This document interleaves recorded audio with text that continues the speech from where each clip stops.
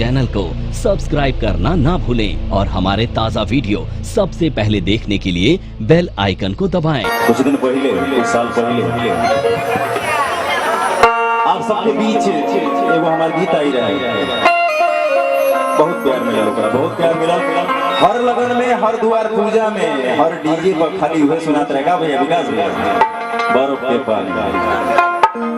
इजाजत आप सबके गावल जाओ भैया, जय क्या बात है। और बर्फ के पानी वाली भी वही है।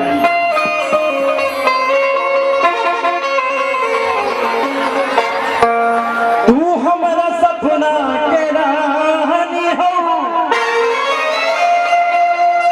हमारा प्यास के बुझावे वाला पानी हो।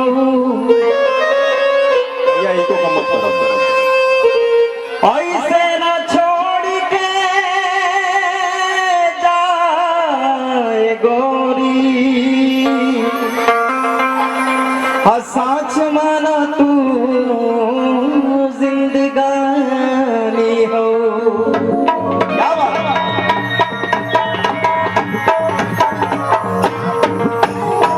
ये बात पहले गया, अब तय घड़ी